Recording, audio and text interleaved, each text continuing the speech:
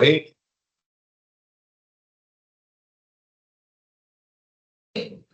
Bueno, buenos días a todos. Un placer estar en una nueva reunión, una nueva tertulia del Comité de Economía. El día de hoy tenemos plato fuerte. Nuestro Raúl Ovalle va a dar su presentación sobre Más allá del ruido, perspectivas económicas en tiempos volátiles. Como saben, el comité ha diseñado una serie de tertulias para evaluar la situación actual económica y geopolítica. Súper interesante, así que de verdad que muy contentos de estar con ustedes el día de hoy. No tengo que introducir a Raúl. Raúl es socio de Analítica, una consultora de gran renombre, el economista de moda de la República Dominicana, principalmente del Cibao, con muchísima experiencia en el sector financiero y en políticas públicas. Así que nada, Raúl, muchísimas gracias por tu generosidad y adelante. Muchas gracias, Carlos Julio, y sobre todo agradecer a Steven, ha sido tan amable y gentil en servir de anfitrión con este maravilloso salón. Voy a compartir la pantalla.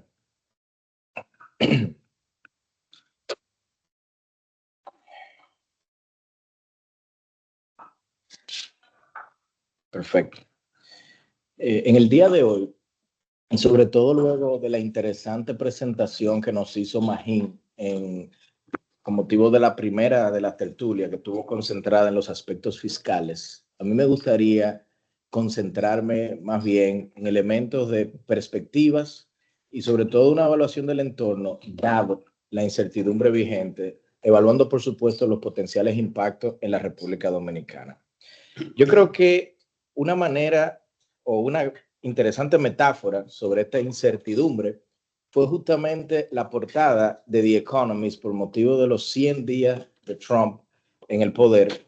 Y más allá de que el ave nacional americana se veía algo herida, a mí me pareció interesante la mirada resiliente que ha mantenido. Y cuando uno considera que hoy los mercados en Estados Unidos han recuperado mucho de lo que fueron las pérdidas de los primeros 3 meses y hay una expectativa de que igual la economía americana pues va a crecer.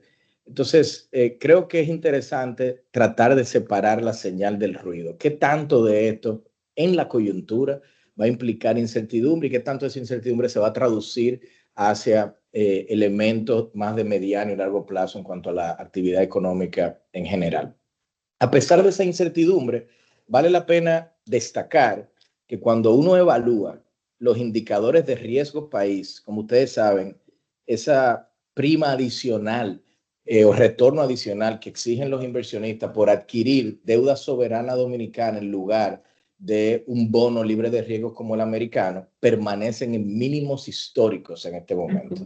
Lo cual quiere decir que en medio de esta tormenta global, desde el punto de vista de los inversionistas internacionales, parecería que los cielos de República Dominicana están soleados.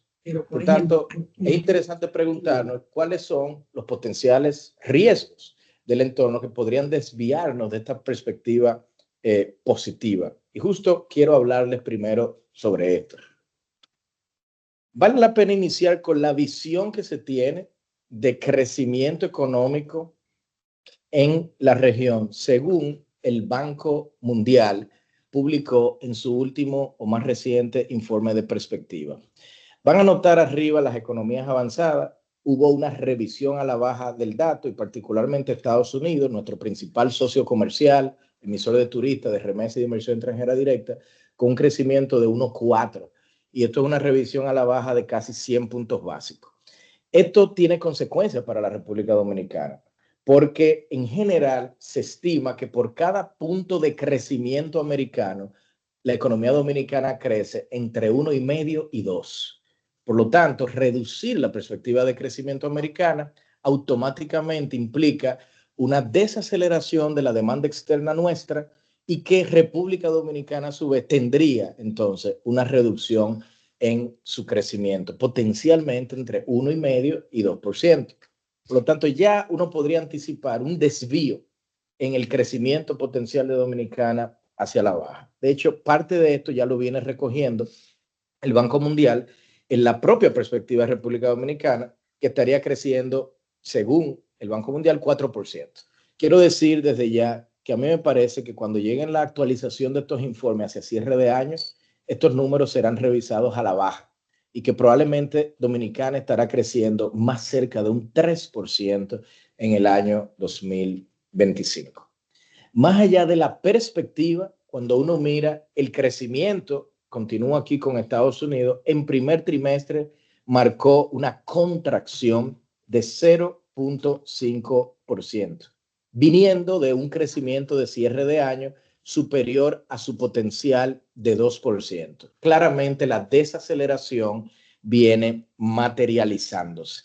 Y esta desaceleración ocurre en un contexto donde la inflación americana permanece ligeramente por encima de la meta del 2% de la Reserva Federal, aunque cabe decir que la tasa de desempleo permanece alrededor de mínimos históricos. Creo que esto es relevante porque para aquellos que les gustan los temas de historia económica, hay que reconocer que este proceso de ajuste de la inflación desde los niveles cercanos a 2 dígitos que vimos hace 2 años, no implicó un aumento considerable del desempleo. Ha sido entonces uno de los procesos de desinflación más exitosos de la historia de la política monetaria moderna, increíblemente liderada por un abogado que cuando se vayan a hacer estas evaluaciones, creo que será juzgado de manera muy exitosa. Hablemos entonces de cómo las políticas anunciadas e implementadas por Trump podrían tener efectos en la República Dominicana.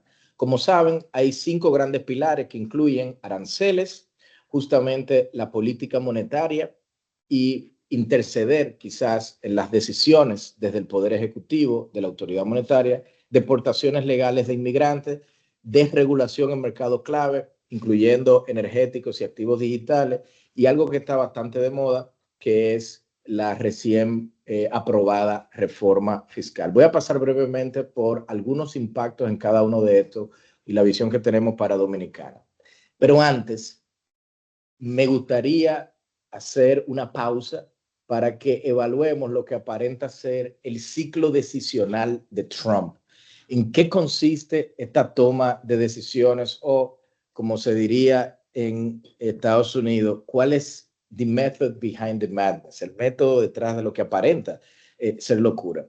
Y es que esta idea de que Trump introduce estas amenazas maximalistas que parecerían que no tienen sentido, recuerda mucho a lo que en los años 70, bajo la administración de Nixon, se llamó el Madman Theory, o la teoría del hombre irracional en el arte de la negociación. Y la idea aquí es que cuando una persona está negociando con alguien que aparenta ser un loco, aparenta ser irracional, estaría dispuesto entonces a generar concesiones de una manera más rápida quizás, o más de la que hubiese ocurrido en caso de que hubiese estado negociando con alguien más racional. Entonces, ¿cómo luce este ciclo? Primero, se lanza una amenaza maximalista. Por ejemplo, le vamos a colocar aranceles a los chinos de 145%. Pero cuando uno lo piensa, uno diría, pero esto no hace sentido. Esto implica prácticamente un cierre del comercio de las 2 potencias globales. Esto va a llevar a una desaceleración económica de Estados Unidos y va a llevar a inflación que la ciudadanía va a tener entonces que comprar más caro. Esta cosa evidentemente no hace ningún sentido. Y entonces en esta segunda fase se deja que actúe un poco el caos. Es decir, que esa amenaza se vuelva algo creíble y los mercados reaccionan típicamente hacia la baja.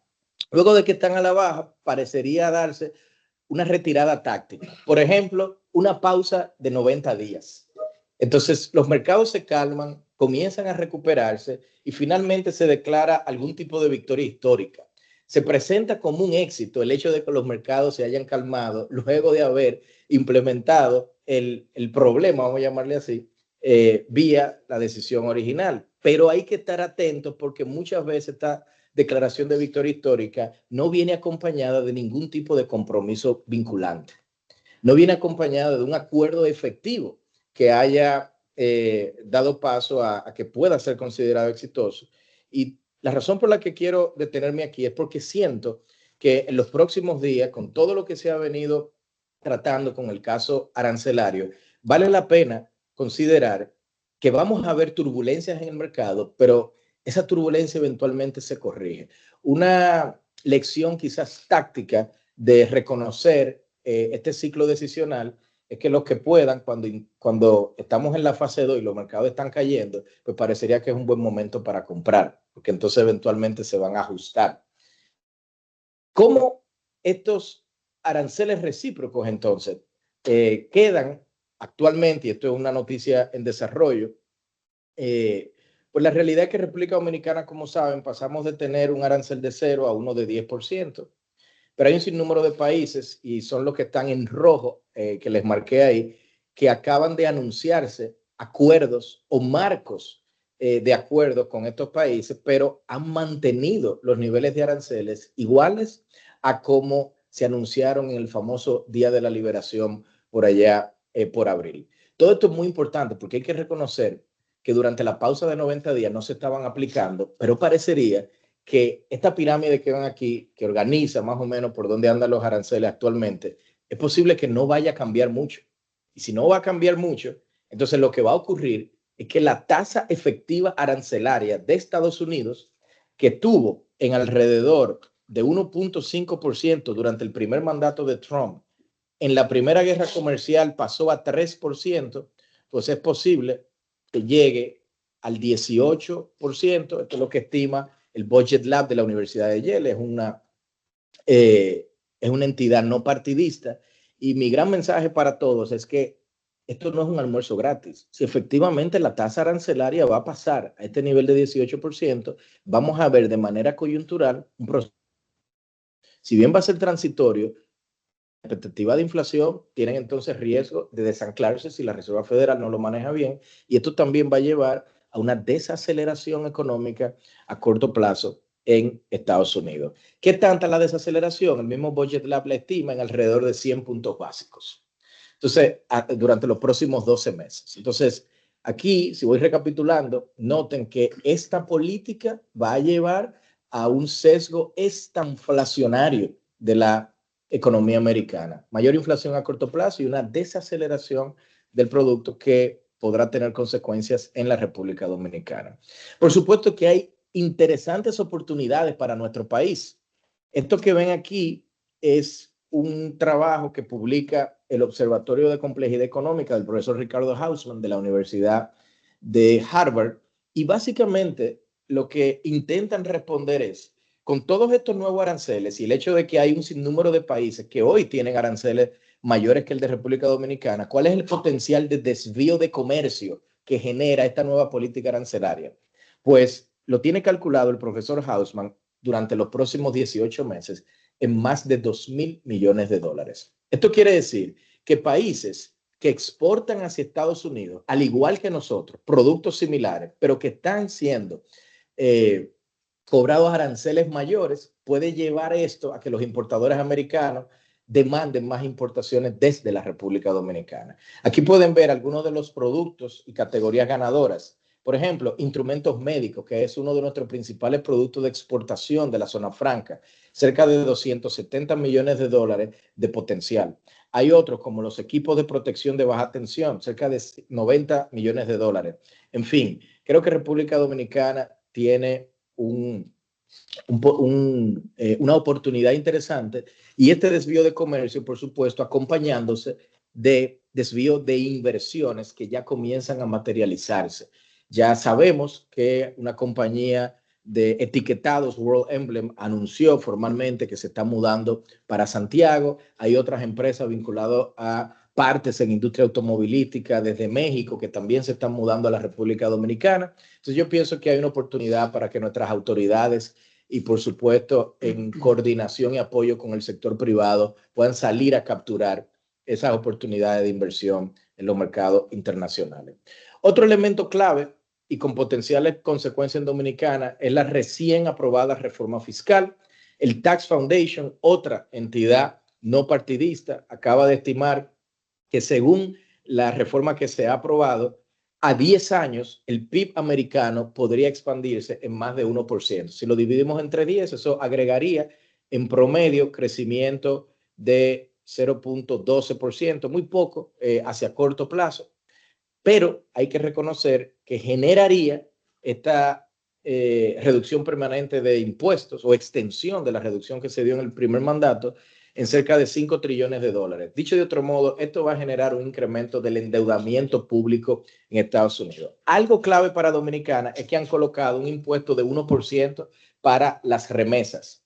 Recordemos que República Dominicana recibe aproximadamente 11,000 millones de dólares al año de remesas, por lo que cuando uno considera el 1% de esos, 110 millones de dólares, es relativamente negligible. Es algo bastante bajo el potencial efecto y no creo que vaya a tener un mayor impacto en nuestro mercado cambiario. Sin embargo, no podemos subestimar el hecho de que muchos dominicanos que reciben remesas se ubican en la parte baja de la pirámide socioeconómica y por lo tanto lo que podría parecer un impacto limitado en términos de nuestro mercado cambiario de 100 millones de dólares, si lo distribuimos entre un sinnúmero de hogares de muy bajos ingresos, eso podría alterar incluso la paz social en esta familia. Por lo tanto, hay un rol para que las autoridades identifiquen a estos hogares y eventualmente decidan si van a compensar una potencial caída. Otro elemento de las políticas de Trump tiene que ver con las deportaciones masivas. Para República Dominicana, cuando consideramos nuestros más de 2 millones de dominicanos en Estados Unidos, hay que reconocer que la mayoría son documentados. Quizás entre 15 y 20% son dominicanos indocumentados, pero de nuevo, nuestra preocupación no va por el lado de los dominicanos, sino por el lado de los haitianos que se encuentran en Estados Unidos. La mayoría habitan en la Florida, un estado paradójico porque es un estado de inmigrantes que no quiere saber mucho de inmigrantes. Entonces, el potencial de que hayan redadas masivas aumenta sin duda porque el 3 de agosto caduca el estatus de protección temporal que tenían los haitianos en Estados Unidos. Y estamos hablando de que esto puede afectar a más de 500,000, es decir, cerca de la mitad de los haitianos que están allá. Todo esto va a agregar a corto plazo una presión sobre la crisis migratoria que ya tiene la República Dominicana y con sus potenciales consecuencias en sectores como la construcción y el agro. Fíjense que si hacemos un resumen de estas políticas que incluyen incremento de aranceles, que sabemos que van a llevar a presiones inflacionarias de corto plazo, deportaciones masivas, que también llevan a presiones inflacionarias a través de una reducción de los trabajadores y por lo tanto un aumento del costo laboral unitario y finalmente la extensión de los impuestos que fueron reducidos en el primer mandato de Trump. Todo esto a corto plazo, todos estos caminos conducen a la misma ronda. Y es parte de lo que lleva a que haya un interés de parte del Poder Ejecutivo de que la Reserva Federal no aumente tasas de interés en respuesta. Esto es relevante porque actualmente los rendimientos a corto plazo y a largo plazo en Estados Unidos están en máximos y tiene impactos en República Dominicana porque estos que ven aquí a la izquierda están muy vinculados a la tasa en dólares que cobran los bancos dominicanos, perdón, que pagan los bancos dominicanos por sus depósitos en dólares, y en la derecha a la tasa a la cual se financia el Ministerio de Hacienda en las colocaciones de bonos soberanos. ¿Qué anticipa entonces en términos de tasas de interés el mercado actualmente? Pues que para septiembre más del 62% de las transacciones del mercado de futuro de la Bolsa de Chicago de futuro están anticipando una reducción de cerca de 25 puntos básicos. Y hacia diciembre ya se anticipa alrededor del 44% del mercado que las tasas en Estados Unidos habrán reducido cerca de 75 puntos básicos. Esto permitirá que nuestro Banco Central también pueda, par y paso, reducir su tasa de interés y relajar la política monetaria restrictiva que actualmente tenemos. La Reserva Federal, en medio de este shock arancelario, va a buscar la manera de comunicar adecuadamente que esta inflación que se avecina va a ser transitoria en un contexto donde posiblemente van a bajar la tasa de interés. Y hay que estar muy atento a estos comunicados de la Reserva Federal porque hace menos de 2 años comunicaron que la inflación iba a ser transitoria, el mercado no lo interpretó adecuadamente y eso en su momento pudo haberle restado ciertos grados de credibilidad. Eso es un error que ellos no van a querer cometer en esta ocasión. Pero el mercado tiene prácticamente descontado que a partir de septiembre las tasas de interés internacionales van a comenzar a bajar. Ya para ir pasando a la parte doméstica, quisiera concluir mencionando algo interesante que está ocurriendo y es cómo el presidente Trump está desde hace tiempo ya tratando de sacar a Jerome Powell, el presidente de la Fed, porque no termina de escucharlo cuando exige que bajen la tasa de interés. A la derecha están viendo lo que se llama el dot plot, el gráfico de puntos. Y básicamente lo que esto muestra son las proyecciones que cada miembro de la Reserva Federal, de los 19 que votan, tienen sobre la tasa de interés. Cada punto representa un voto. Uno de esos votos es el de Jerome Powell, que sabemos que, al menos hasta septiembre, no era fan de bajar la tasa de interés todavía. Si es que Trump lograse remover a Jerome Powell, es el equivalente a sustituir uno de esos puntos. Pero el presidente de la Fed no tiene veto. Por lo tanto, más allá de que puedan remover a un miembro, ¿qué estaría ocurriendo con los otros? Es muy difícil que porque se remueva el presidente de la Fed se pueda generar que quede subordinada la Reserva Federal al Poder Ejecutivo.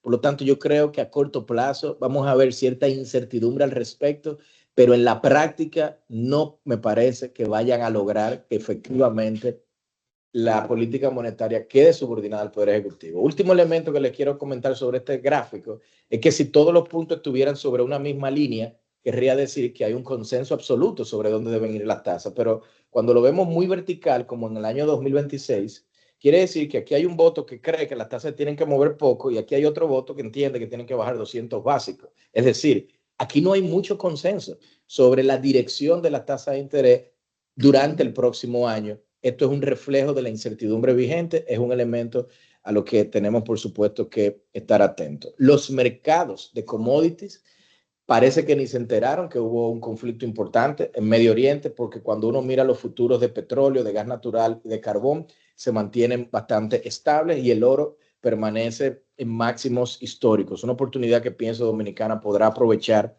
hacia el año que viene. Y luego de que este conflicto quedó limitado aparentemente, el de Irán, y debo decir, aquí no hubo un acuerdo de paz, aquí hubo un cese al fuego, o sea que hay todavía un riesgo de que esto pueda reiniciar, pero hay que reconocer que los temas logísticos medidos por los tiempos y los costos de transportar contenedores, pues se han venido reduciendo.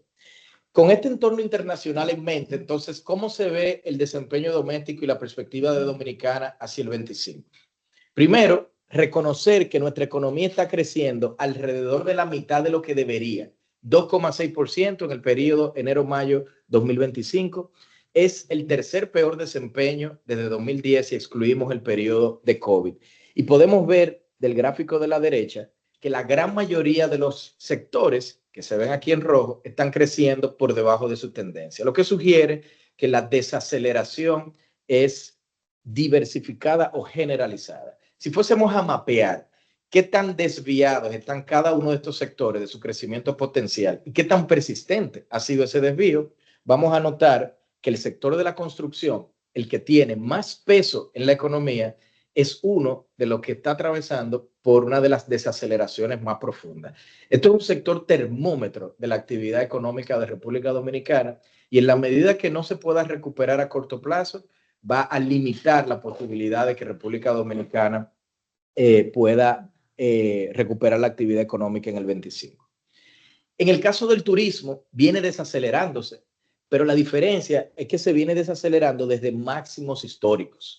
Todavía cuando uno anualiza la cantidad de llegadas de visitantes que tiene Dominicana, estamos por encima de los 10 millones y en frecuencia mensual más de 767,000 turistas llegan a la República Dominicana. Más allá de la coyuntura, también hay que reconocer que la inversión extranjera directa ronda máximos históricos, al igual que la del turismo.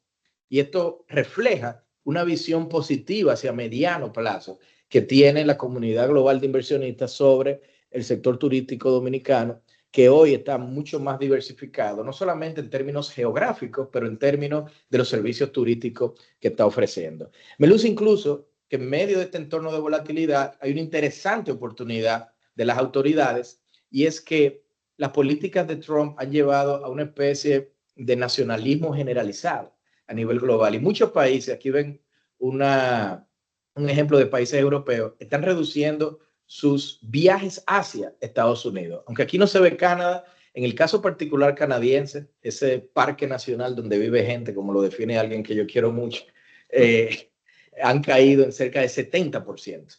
Y estos son niveles básicamente de pandemia. Entonces, me parece que hay una oportunidad interesante para que en República Dominicana los esfuerzos de promoción se destinen hacia esos países, porque esos canadienses que iban a Florida no vienen a Punta Cana. En fin, es cierto que se viene desacelerando Estados Unidos, es cierto que Canadá está relativamente estancado, pero hay una oportunidad interesante en países como Argentina, como Chile, como Brasil. Y hemos visto recientemente justamente que los esfuerzos de promoción están diversificándose hacia esos destinos.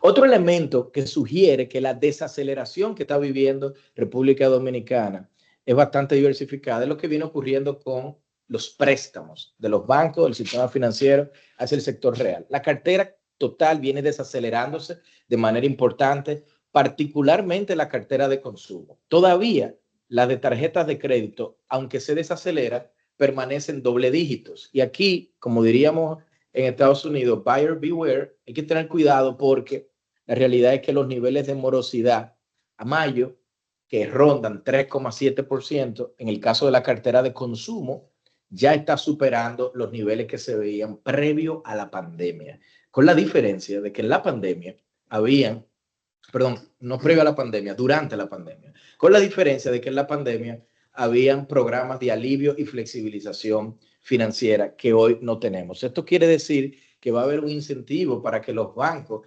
reduzcan su apetito de riesgo por prestarle a los hogares. Pero los hogares son cerca del 75% del PIB dominicano. Por lo tanto, vamos a estar viendo una desaceleración importante proveniente de los hogares. Cuando uno desagrega los diferentes productos que ofrecen los bancos a los hogares, desde los 3 tipos de tarjetas hasta vehículos nuevos, usados y otros préstamos de consumo, todos están mostrando un incremento sostenido de la morosidad. La inflación en República Dominicana está controlada.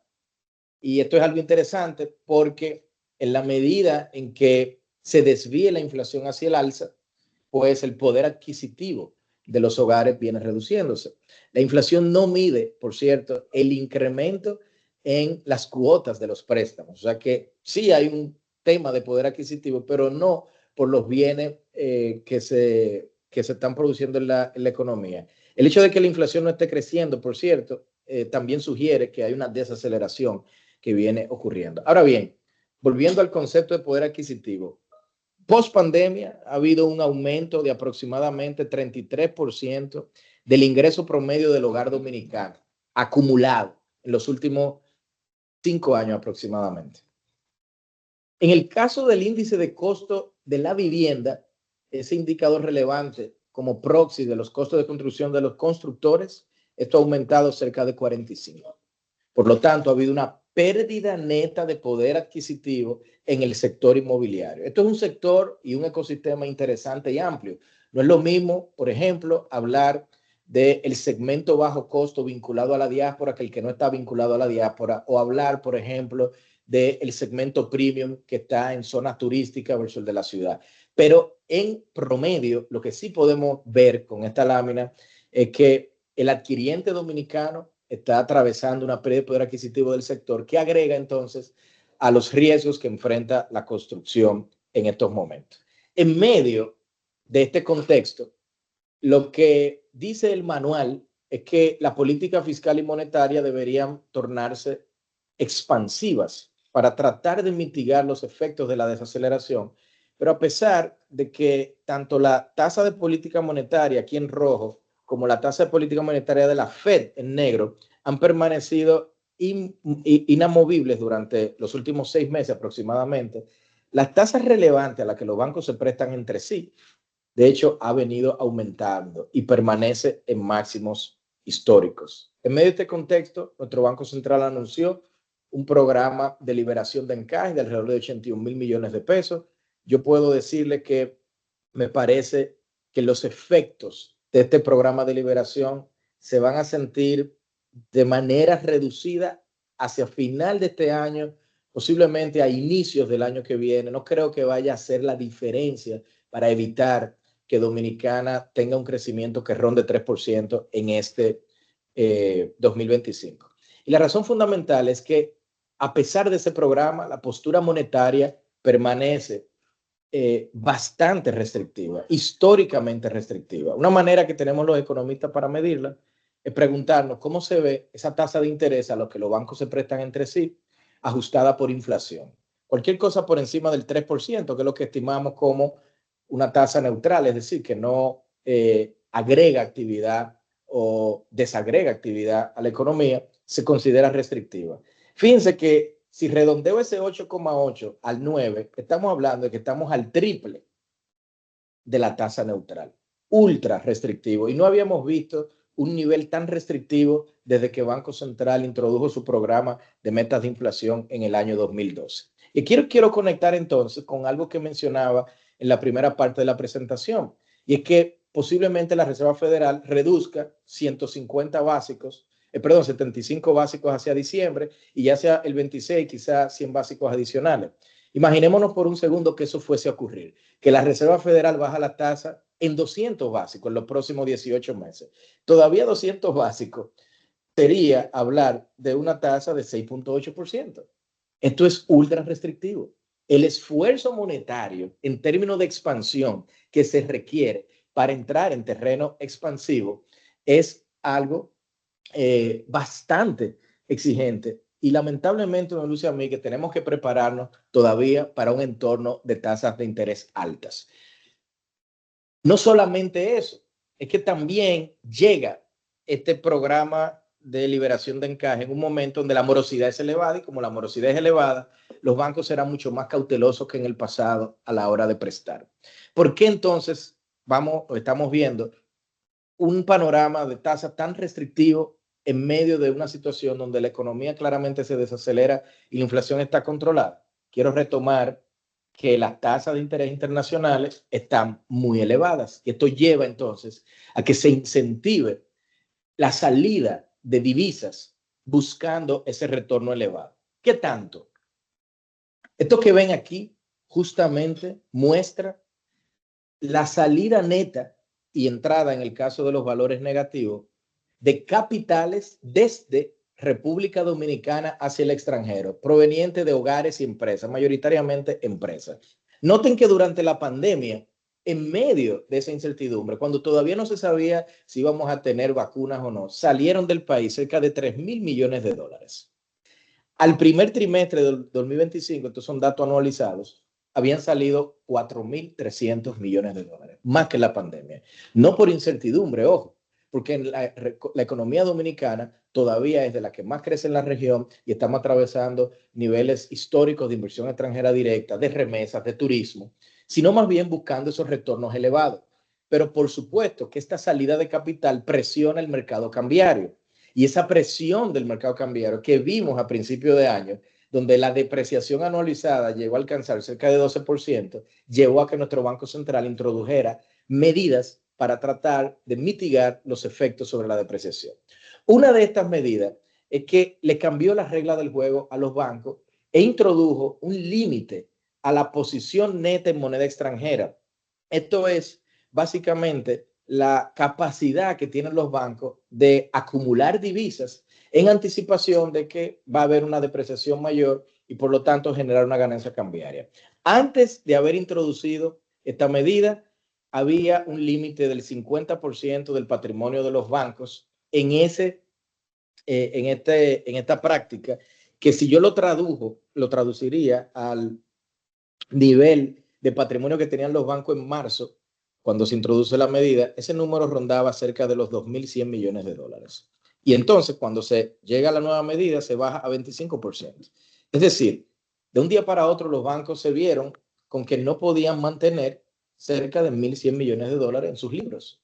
Entonces, por supuesto, ¿qué hicieron los bancos? Porque si no iban a ser sancionados, un gran dumping de divisas en el mercado cambiario. Y ese dumping de divisas en el mercado cambiario, una gran venta, llevó entonces a que la moneda se apreciara, como vimos que se apreció durante los meses subsiguientes a esta medida.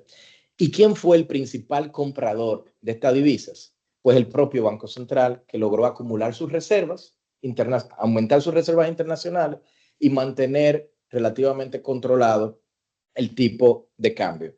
Pero debemos recordar que si bien a corto plazo vimos esta caída del tipo de cambio, vamos a volver a ver una depreciación en la medida que las tasas de interés internacionales permanezcan elevadas. Entonces, por eso hay que estar muy atento a las movidas de la Reserva Federal y las consecuencias eventuales que tendría esto para la República Dominicana. Para ir concluyendo, no puedo dejar de mencionar las restricciones fiscales que enfrenta la República Dominicana, y si bien es cierto que el déficit fiscal permanece hoy en los niveles que más o menos mantenía previo a la pandemia, la composición de ese déficit ha cambiado de manera importante. Por un lado, hoy tenemos niveles históricamente bajos de inversión pública, a pesar de tener el mismo nivel de déficit. Tenemos una carga de intereses que ya está consumiendo 1/5 del total de los ingresos fiscales, a pesar de mantener el mismo déficit. Tenemos un subsidio, el sector eléctrico, que ronda cerca de 3 veces los niveles que se tenían previo a la pandemia. Y ya, lamentablemente, los ingresos totales no son suficientes para cubrir los gastos corrientes del gobierno.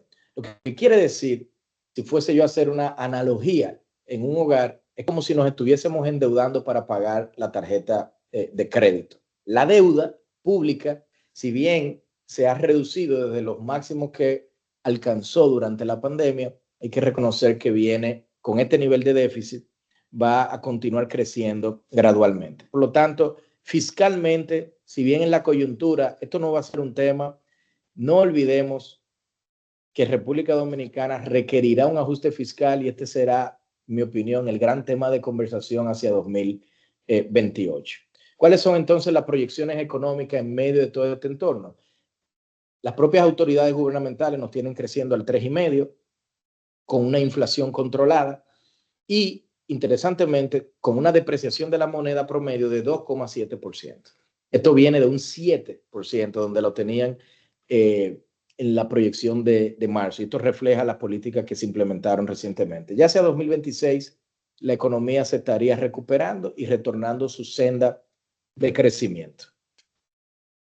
Las proyecciones que tenemos en analítica son consistentes con la visión de las autoridades, aunque para 2025 pensamos que vamos a estar creciendo más cerca de un 3% y hacia 2026 sí pensamos que va a comenzar un proceso gradual de recuperación condicionado a la reducción de tasas de interés de la Fed. Si esta reducción de tasas por alguna razón se posterga o se aplaza, entonces esta recuperación económica de Dominicana también se estaría aplazando.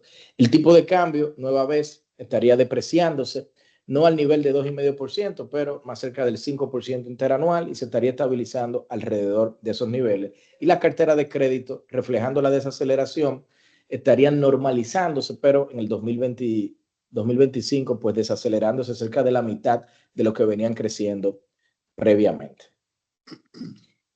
Ante este entorno, ¿qué podrían hacer las autoridades para tratar de mitigar estos impactos? Bueno, podrían tratar de recordar las lecciones del maestro, John Maynard Keynes, que tiene una de las frases, yo creo, más famosas de la economía, pero posiblemente de las menos comprendidas. Y es que en medio de una desaceleración importante, habían en su época, recuerden que él escribió para la época de la Gran Depresión, decían que eventualmente la economía se iba a recuperar, lo cual es cierto, eventualmente estos sistemas se recuperan, pero él decía, ¿por qué si tenemos la medicina para el paciente hacerlo sufrir? Porque cuando se recupere la economía en ese largo plazo, quizás estaremos muertos. Hay que en el corto plazo actuar para tratar de evitarle sufrimiento y eso hacerlo a través de un activismo fiscal, una intervención importante, sobre todo con proyectos de inversión pública. Esto que ven aquí, justamente, fue un plan a 4 años, y me van a disculpar que estoy aquí citando al jefe, pero esto se publicó en un extinto periódico Washington Herald en 1935, con un plan que incluía carreteras, puentes, edificios, como por ejemplo el Palacio de Justicia de Santo Domingo y Santiago, que en la época lo tenían estimado y presupuestado en $200,000 y $100,000 respectivamente, la construcción de aeropuertos en Santo Domingo y Santiago, en fin. Yo creo que República Dominicana necesita una versión moderna de un plan a mediano plazo de inversión pública, que en la coyuntura pueda contribuir a minimizar el impacto de la desaceleración vigente, pero que hacia mediano plazo contribuya a cerrar las brechas de infraestructura y habitacionales que tiene actualmente la República Dominicana. Hay quienes pueden decir, ¿de dónde van a salir los recursos de este plan? Y la realidad es que República Dominicana tiene bastantes recursos. El gobierno dominicano tiene en el Banco del Estado depósitos promedio que rondan 2 puntos del PIB, como pueden ver en esta lámina. Pero lo tiene en un contexto donde el gasto de capital nunca había estado tan bajo.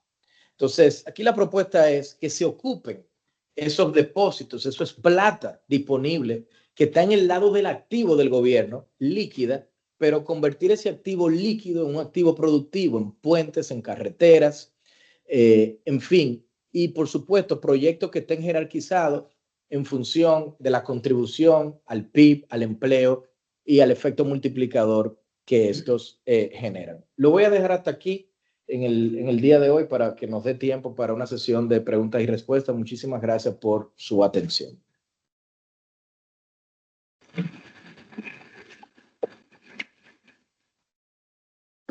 Sí, tenemos preguntas aquí mismo primero.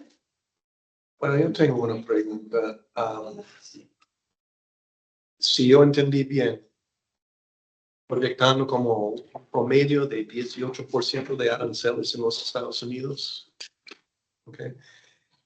¿Cuándo? Y yo pregunto cuándo porque a esta nueva fecha de 1 de agosto, pero también al mismo vez hay varias investigaciones 301 que son en farmacéutica, en semiconductores, yo creo que hay como 6 o 7 diferentes. Y estos son sectorial, verticals, muy importantes para muchos países que toman entre 6 y 12 meses. Entonces, ¿por qué llegar a un acuerdo cuando todavía uno no sabe qué va a suceder con estas investigaciones 301? Entonces, yo creo que Bill, y es una pregunta muy interesante la que hace, es complejo hablar de certezas. Yo prefiero visualizarlo desde el punto de vista de riesgos. Pasamos de un mundo donde con cierta certeza la tasa de arancel efectiva de la principal nación del mundo rondaba 3%.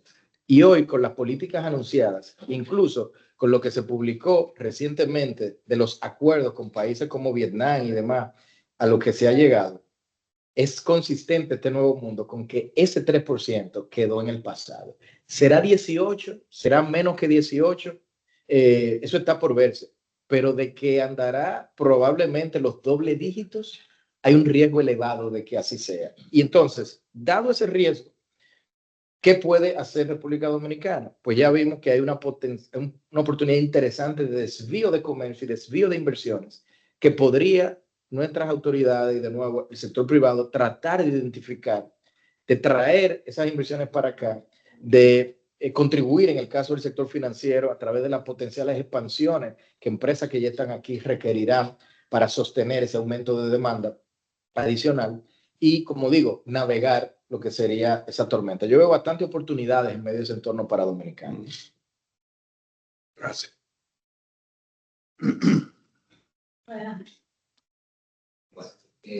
Hablando de riesgos que mencionabas, ¿cuál sería para ti, digamos, si tuvieras que priorizar los 3 principales riesgos en los que hay que preocuparse o mitigar, digamos, en la República Dominicana, según este contexto? Primero, el de una desaceleración económica que no sea coyuntural, sino que sea más permanente. Y la razón es que parte de ese riesgo país que yo les mostré al inicio de la presentación, que está en mínimos históricos, está condicionado a que nuestro país tiene la habilidad de crecer de manera sostenida por encima de la región. Pero si comienza nuestro país por años consecutivos a crecer sostenidamente, sistemáticamente, a menos de su potencial de 5, podría llevar a ciertas señales de alerta. Y esto eventualmente podría reflejarse en el riesgo país. Y riesgo país es sinónimo de tasas de interés más altas, lo que a su vez generaría que el crecimiento también sea menor. Entonces yo creo que hay que buscar la manera entonces de mitigar esa desaceleración a través de una política fiscal expansiva basada en inversión pública. El segundo riesgo que veo es que la inversión pública que se presupuestó en el 25 en mínimos de 60 años, apenas 2% del PIB, y que en el marco de mediano plazo, publicado por el propio gobierno, mantiene ese nivel, estaría entonces de materializarse, impactando el crecimiento potencial del país. A mí me parece que eso es un nivel de inversión pública que no es consistente ni con el tamaño de nuestro país, ni con las brechas de infraestructura vigente. Eso es un lujo que se lo puede dar un país como Singapur, que ya invirtió en capital físico todo lo que iba a invertir y lo que le queda probablemente es más invertir en research and development e innovación, porque no tiene un edificio nuevo que hacer, porque ya todos los acueductos se hicieron, porque ya todas las carreteras están hechas. Pero en Dominicana no ocurre esto. Por lo tanto, pienso que sí, que eso es un segundo elemento clave. Y el tercero es poder generar el ajuste fiscal, porque esta situación de que nuestro gasto corriente supere por séptimo año consecutivo los ingresos fiscales es algo que eventualmente la calificadora, el Fondo Monetario Internacional y potencialmente los inversionistas se van a dar cuenta y puedan eventualmente identificar que es una situación insostenible. Entonces, ese ajuste fiscal tiene eventualmente que llegar. Yo no digo que estamos frente a un acantilado fiscal, a un precipicio, perdón, fiscal. Yo creo que Dominicana puede aguantar varios años esto, pero lamentablemente de no hacer nada, aumentamos el riesgo, similar a cuando a uno le diagnostican colesterol alto. Eso no quiere decir que vas a tener un infarto al otro día, pero si no lo tratas y pasan los años, eventualmente las arterias se te pueden comenzar a obstruir y eso sí puede llevar a un problema. Y eso me luce a mí que es un riesgo a mediano plazo que no deberíamos subestimar. Y en el largo plazo. Y en el largo plazo todos estaremos menos vivos, ¿no? Perfecto, adelante. Yo tengo dos preguntas, Raúl. La primera es, se habla del impacto de las remesas en unos 100 a 400 millones de dólares de disminución a la dominicana a raíz del 1% del impuesto. Pero yo no he leído sobre cuál sería el impacto de la desaceleración económica, de la incertidumbre que vive los Estados Unidos en las otras patas de la economía de generación de divisas, llámese inversión extranjera directa, exportaciones y principalmente el turismo con los temas de la reducción de los vuelos de los estadounidenses, canadienses y también el tema de sargazo, que estamos recibiendo históricamente las algas. Entonces, ¿cuál sería para ti ese impacto y si estaríamos en riesgo de no producir los 40.000 millones de dólares que siempre producimos en el año de divisas? Y la segunda pregunta tiene que ver, me pareció muy interesante la gráfica de los depósitos en moneda extranjera hacia el exterior, que prácticamente se han duplicado la salida de capitales. La pregunta que yo me hago es, yo individualmente no puedo invertir fuera del país, a menos que no sea a través de Interactive Brokers. Pues yo no puedo ir a Bank of America y abrir una cuenta personalmente porque no tengo una dirección permanente. ¿Cuál sería un ejemplo de cómo los inversionistas dominicanos están exportando esos depósitos hacia el exterior? Y si no, ¿será que el Banco Central también incluye en esas inversiones en el exterior la compra directa de bonos soberanos de dominicanos emitidos por Hacienda en los Estados Unidos? No, esa no entra, porque esa entra dentro de lo que se llama portfolio investment, que está fuera de esta lámina que presenté. Eso está dominado por las empresas que tienen la capacidad de llamar fuera no solamente brokers, pero también personas que le manejan cuentas bancarias. Y quizás individualmente como una manifestación de tu humildad, vas a decir que no tienes fuera, pero hay muchos high net worth individuos de República Dominicana que tienen cuentas con bancos internacionales y todo esto refleja los depósitos que van entonces saliendo del país. Es una data que se publica que se extrae de publicaciones del Banco Central sobre los flujos de divisas y lo que preocupa de eso es que esos son dólares que debieron haber estado en nuestro mercado cambiario y por lo tanto presionan la depreciación y llevan a que nuestro Banco Central entonces tenga que accionar como lo hizo. En la medida que la Fed baje las tasas, de eso materializarse, yo creo que eso eventualmente va a comenzar a subsanarse, pero hay que prepararse para un mundo donde la depreciación cambiaria que veíamos previo a la pandemia, donde esto no ocurría y que era aproximadamente de 3%, posiblemente vamos a estar viendo de manera más sostenida entre 5 y 6% hasta que esto no se normalice. Sobre el primer punto que hacías de la desaceleración económica, yo diría que hay que separar o verla en dos horizontes temporales. Desde el punto de vista de la inversión extranjera directa, creo que les preocupa poco que en la coyuntura la economía se desacelere. Porque hay que reconocer, nosotros si crecemos 3% este año, que para Dominicana es una tragedia, desde el punto de vista de la región, todavía estaríamos por encima del promedio de la región latinoamericana. Y los inversionistas ven eso. Es lo que sostiene parte de ese riesgo país bajo que yo mencionaba previamente. Entonces yo creo que las inversiones, sobre todo en la industria turística, van a continuar llegando, independientemente de la desaceleración que estemos viendo actualmente. Lo que sí, desde el punto de vista de la coyuntura, las autoridades deberían de estar haciendo, y creo que lo han venido haciendo, es diversificar los esfuerzos promocionales hacia otros destinos. Porque hay que reconocer, con lo que ocurrió entre Irán e Israel en Medio Oriente, el riesgo de ataques terroristas, etcétera, aumenta en las grandes ciudades. Y eso, en el caso puntual de Estados Unidos, que tiene un trauma histórico que vivió con esto, va a llevar a una reducción del consumo discrecional y particularmente el de turismo. Entonces, ¿por qué no diversificarnos de Estados Unidos, aunque sea la coyuntura, para tratar de mitigar? Entonces, yo creo que esas son como estrategias tácticas que ayudan a mitigar el impacto de esta desaceleración que estamos viendo. Pero tenemos algunos virtuales. Voy a ir haciendo algunas preguntas y vamos con los presenciales igual.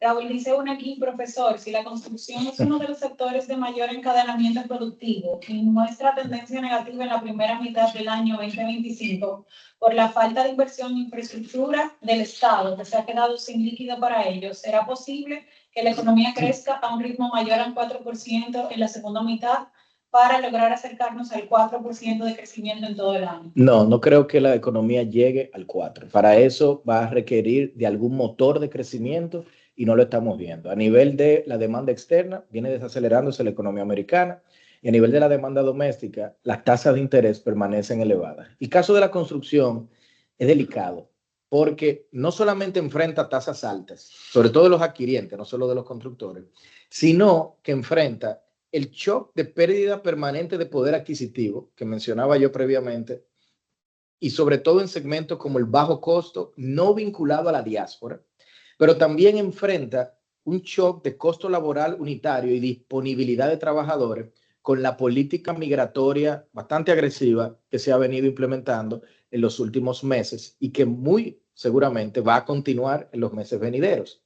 Entonces, yo pienso que el sector se podrá recuperar en la medida que sea el gobierno que intervenga compensando con su propia demanda de inversión pública e infraestructura.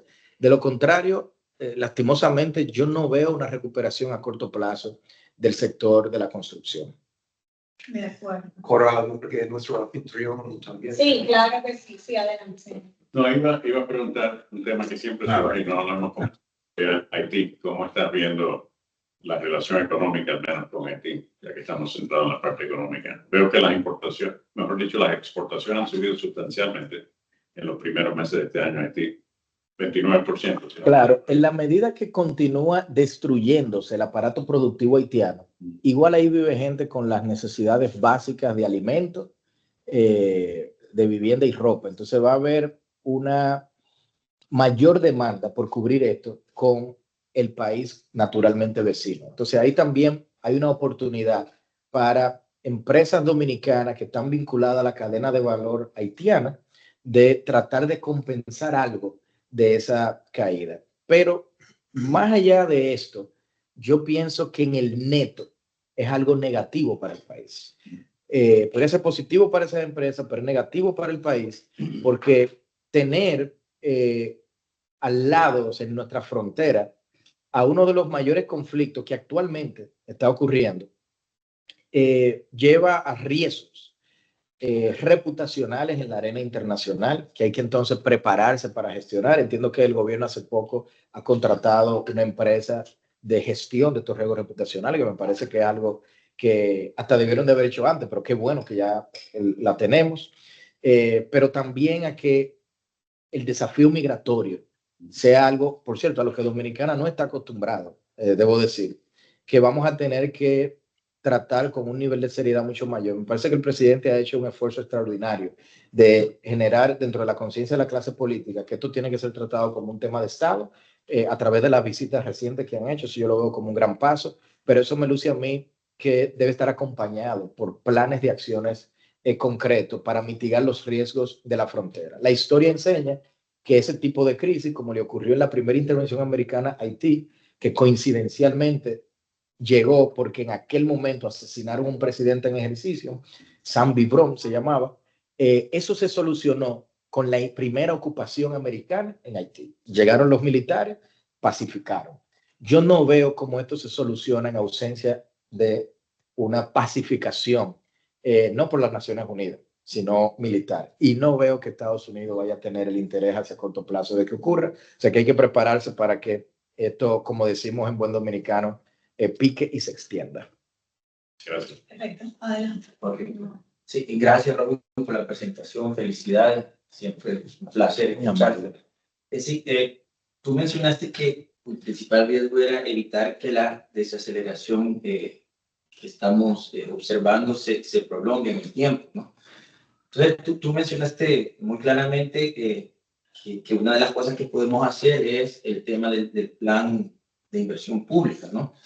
Pero que además de la parte de inversión pública, ¿qué rol le das tú a una posible eliminación del déficit cuasi fiscal? O sea, ¿qué tanto eso también ayudaría? Y si tú lo ves viable y cómo tú lograrías ese objetivo que no se ha podido lograr desde la crisis de 2003, ¿no? Entonces, qué tan importante sería eso como tema macroeconómico y cómo tú lo estructurarías o cómo tú lo ves? Mira, es una gran pregunta, Julio, porque esto es un tema de largo plazo. Los temas cuasifiscales, cuando han surgido en países como México, Chile, se han tomado 30 años en solucionarse. El de la crisis mexicana de 94, apenas creo que en 2030 se anticipa que va a llegar a un saldo de cero.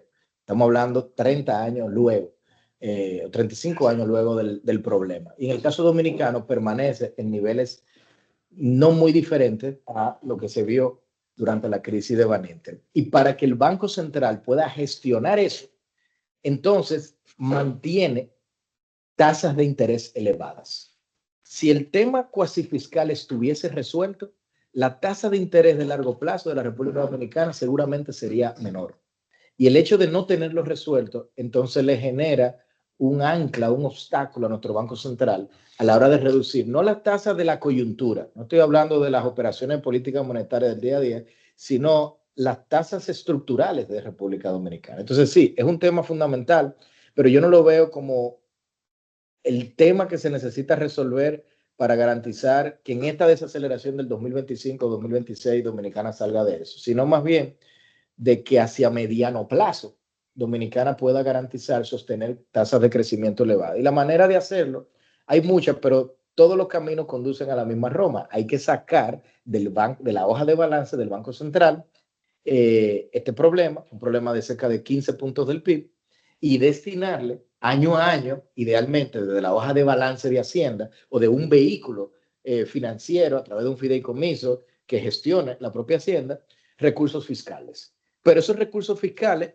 para que se gestionen y sean aprobados año a año en el presupuesto, van a requerir entonces de una reforma porque le vamos a tener que asignar al menos medio punto del PIB, 0.75 puntos del PIB todos los años de manera recurrente hasta que esa deuda se salde. Y esos son recursos adicionales. Por eso vuelvo a lo que decía de que, por la pregunta de Marvin, de los riesgos a mediano plazo, el ajuste fiscal es algo que vamos a tener que volver a poner sobre la mesa.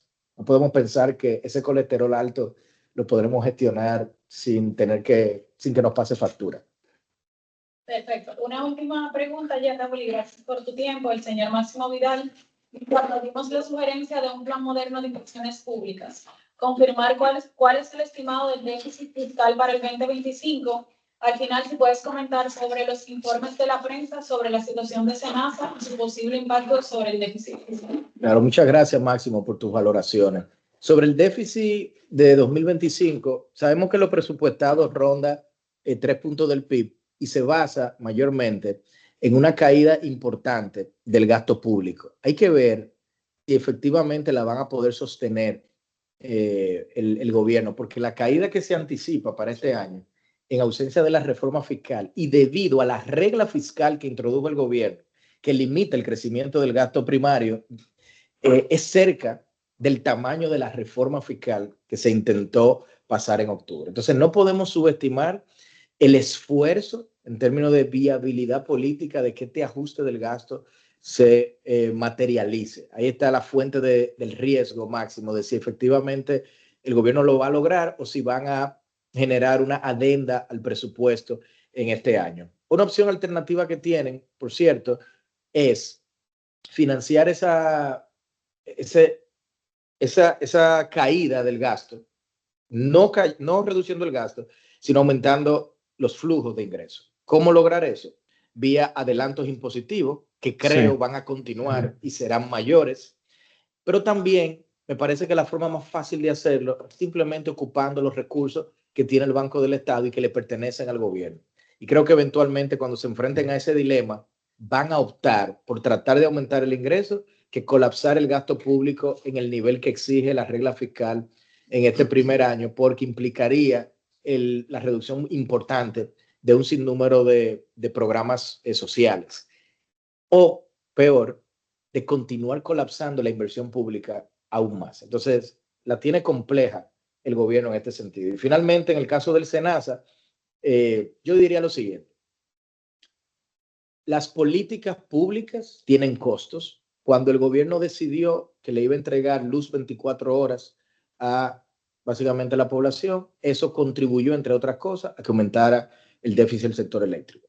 Cuando se congelan los precios de los combustibles toda la semana, eso contribuye a que el déficit proveniente de los recursos que se tienen que asignar para eso aumente. Y cuando se decide que, y me parece que fue una decisión desde el punto de vista de la protección a la población vulnerable, una decisión valiente el presidente Abinader haber ampliado la cobertura del SENASA, hay que reconocer que eso va a implicar mayores recursos.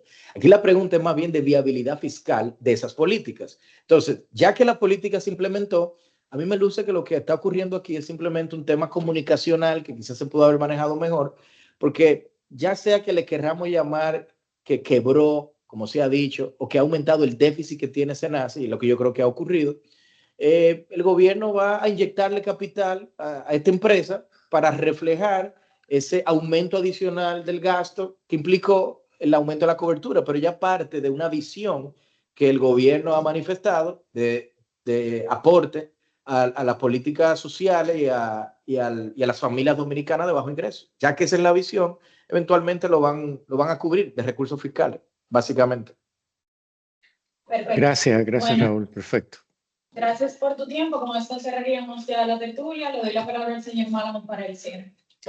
Bueno, gracias, Raúl. Excelente su presentación. Y en este contexto de un mundo mucho incertidumbre y volatilidad, tener a alguien que puede dar un poco de perspectiva de la interrelación de las tendencias globales en los Estados Unidos y cómo esto puede impactar la economía local, esto agrega mucho valor para nuestra membresía. Y también yo creo que todavía, aún con todos estos toda esa incertidumbre y muchos aranceles que todavía vivimos en un mundo globalizado y tenemos que mantener el dedo en el pulso en lo que está pasando en el mundo. Entonces, muchísimas gracias por su valiosa presentación y gracias al Comité de Economía y Mercados de Capital por organizar esta serie de tertulias. El próximo es el 15 de julio con Andy Dawarre y el 24 de julio de Jaime Aristia Escude. Y hasta ahora Raúl tiene el récord de más de 200 participantes.